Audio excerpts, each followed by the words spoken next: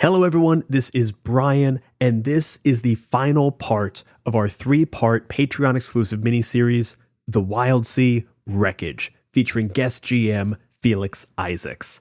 This entire miniseries is now available over on our Patreon, either to members of the Dice Pool, or if you want to go to our store and buy the series, you can do that as well. This is just a little taste of what you're going to hear in that series, so check it out, and if you like what you hear, head on over to patreon.com/manysidedmedia and become a member of the Dice Pool to hear this entire miniseries, plus over 50 hours of additional bonus actual plays. And without further ado, we welcome you back to the Wildsea.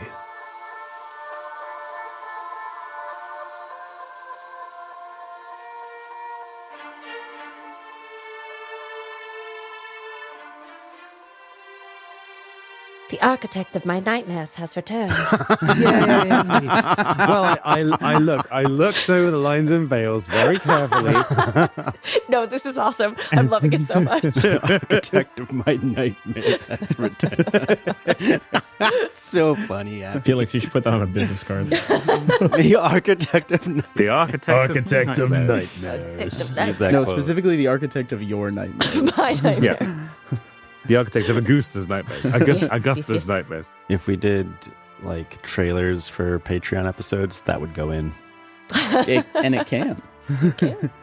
I'm back. Oh, it's the architect of my nightmares. Oh. There they are. Okay, are we ready? Ready. Yes. Ready. Then we are back, and we are no longer in the interior of the ship. We're no longer with Kiri, Augusta, Rek, or Red. In fact, we are out on the Awuga. And The everything's ship going that is great. left outside. Everything's fine. Nothing is no, wrong. in fact, things on the Awuga are a little bit strange. Now, of course, you as characters won't know this is going on, but you as players might find this vaguely interesting. You sick fuck. Legrazio has been chowing down on grimberries for quite some time now. The rats have docked the chopper. Is it the chopper? Was it a chopper? Yeah, The rats have docked the chopper, and are kind of rustling around the engine room. And the pickerers are kind of spinning crossbows. Occasionally they take a pot shot or something out on the waves, but it's all very quiet.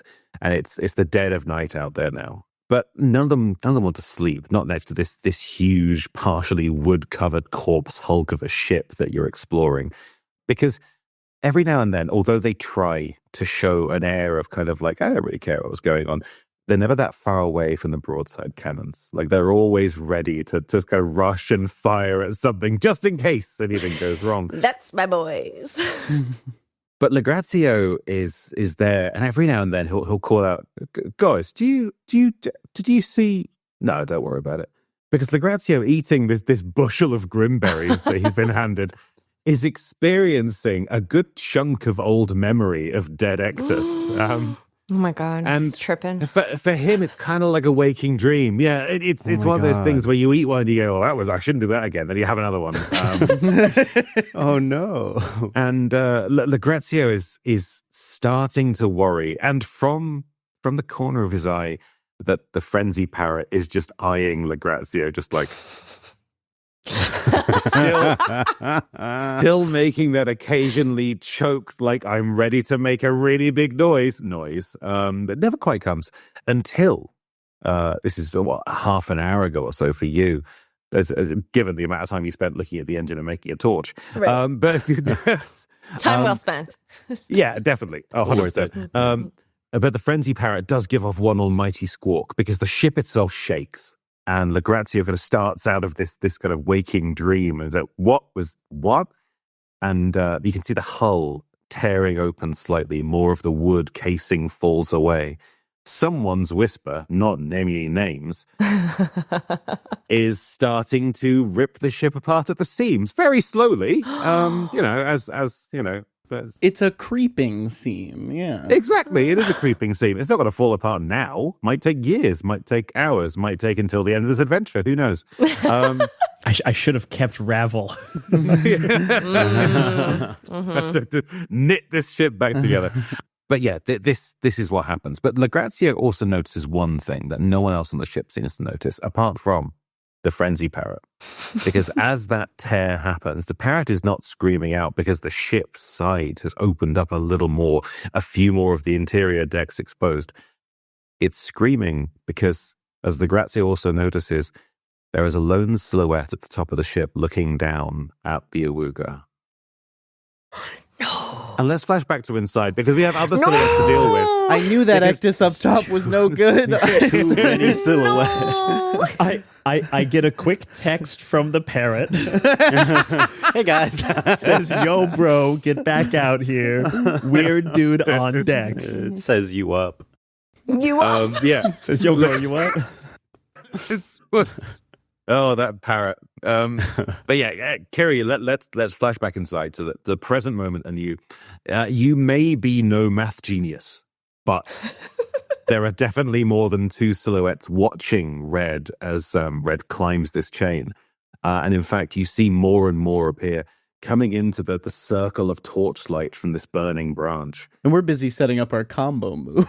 Oh yeah, you're playing rock paper scissors. This is why it was such a perfect moment for this, Yeah. because you're deep in conversation and Kiri's just looking on as these silhouettes kind of slowly shamble and drag themselves around the circle of light. Oh my god. So Kiri, we'll start this off with you. What do you do? And we just see the silhouettes. We don't see what these things are. You can tell with a decent amount of certainty, given the fact that they are normally between kind of like 8 and 12 feet tall, which is too big for most things on the Wildsea, but the perfect size for an Ectus. They're in fact almost the size of Wreck, who is Titanic, I believe. Oh Yeah. no. They definitely look Ectus-like.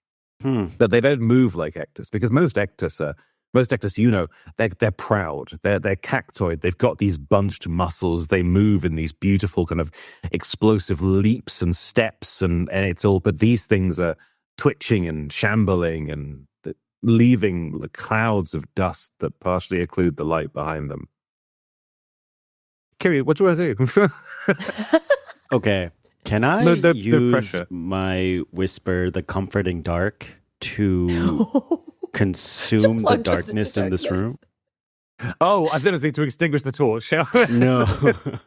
Yeah. I can no see light. things. I don't like seeing them. I'm going to stop seeing them right now. We're gonna turn out the lights so that no one can see them. Perfect.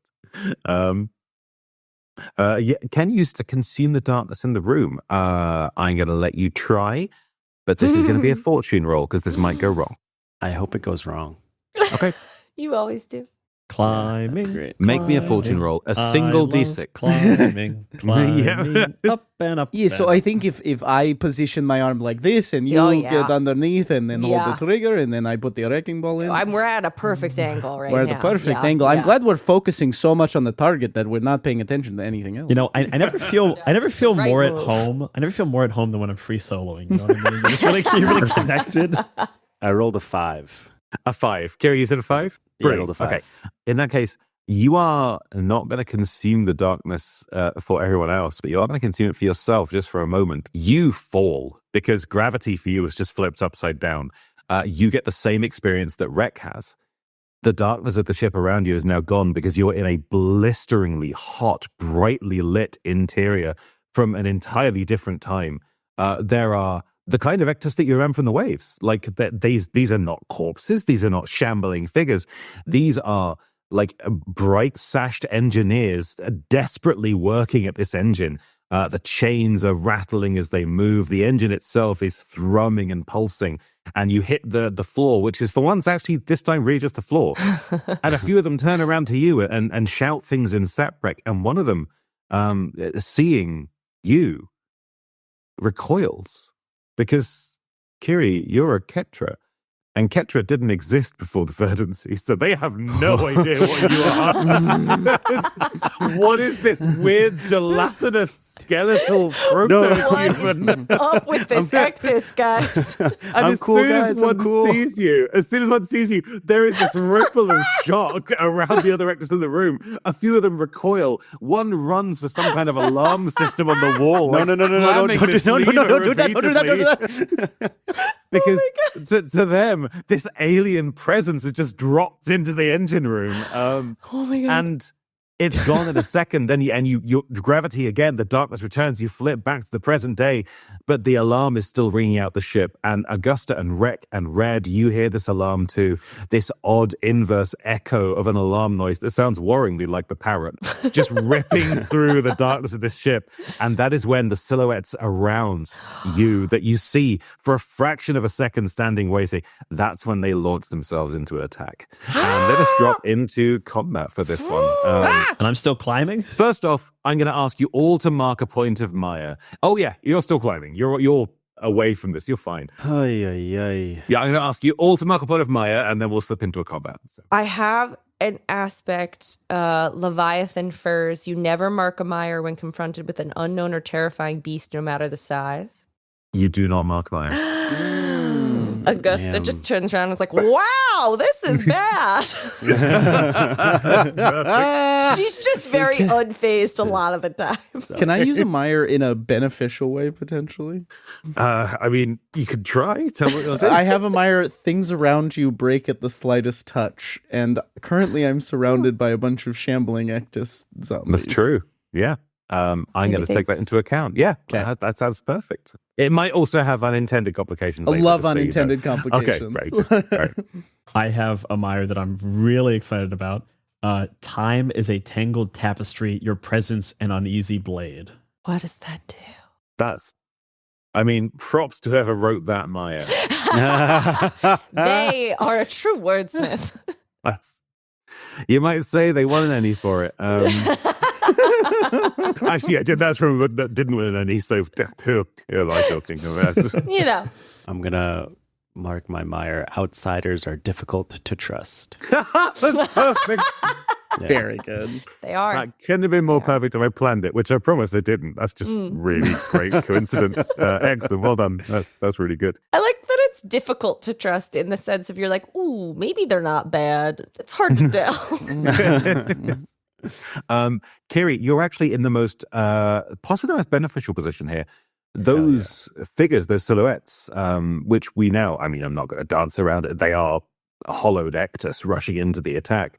They're not rushing for you. They're rushing for the ones around the engine. And you did say you were off in a corner doing your own thing. You are ignored by them. pouting in a corner. You have, for the second time in as many seconds, you have the element of surprise, except now in the right time frame. So, yeah. But yes, let me set out a proper thing for this. I don't often do this these days, but let's do it properly. An actual combat tracker. And who wants to go? I think Rek yells out, "Red Cannonball!" Red's just climbing. I love climbing. Yep. What was the code word? Cannonball! Code word. Augusta, fire! Firing! And we shoot the engine. We're going to do our combo move. Are we shooting the engine or are we shooting That's the where we were Ectus? aiming. Do we pivot? The plan was aim at the engine and wait for the signal. All right, I guess we shoot a cannon at the engine and see if that does something to the attacking Ectus. Well, they're trying to protect the engine is my theory. So we'll just make it worse. All right, cool. Got it. Yeah. Hey, you want to shoot the engine? I'm not going to stop you. Make that roll for me.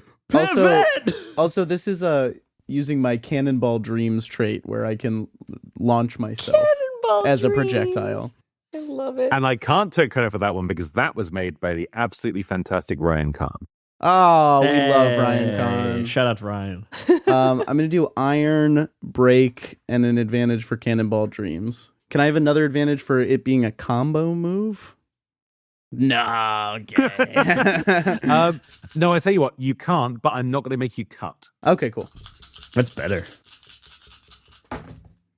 Oh, baby, we got a 6, a 5, a 5, a 4, and a 3. Trying for the twist. Are you taking this as a critical? And in fact, if you would rather have a critical than a twist, I'll let you bump the impact up, which I think for you will make it massive. Ooh. Yes. Also, my lemur does let me, if I do massive damage, to immediately fire a second shot of the same result. Oh, damn. So I think my arm stays, but the cannon arm stays behind since Augusta is operating it, and the rest of me launches. And then the lemur is like holding up an explosive cannonball to you, like, Yeah. Perfect. Then you're aiming at the engine? Aiming at the engine, yeah. Okay, I'm just going to let you know in advance, Red, this might go really badly for you specifically. Hell yeah. I think I'm starting to see, especially with my mire of Time is the Tangled Tapestry, your presence an unwieldy knife. I'm seeing this happen and like connecting it with the warnings of my frog and the schematics of the engine. And I'm like, wait. I'm like turning around. I'm like, wait. And like in slow motion, I'm like waving my arms. It's all connected. And meanwhile, I'm flying through the air as a cannonball. And that is the end of this preview for part 3 of our 3-part Patreon-exclusive miniseries, The Wildsea Wreckage. If you like what you hear, head on over to patreon.com/many-sided-media and become a member of the Dice Pool. There, you will hear this entire miniseries as well as 50+ hours of bonus actual plays. Once again, that's patreon.com/many-sided-media. We'll see you there. If you're looking for more great gaming content from everyone here at Many-Sided Media, you should consider subscribing to the 20-Sided newsletter. It's a free, bi-monthly newsletter for people who love games, make games, and just love making games. To subscribe, just go to 20sidednewsletter.substack.com or follow the link in the show notes.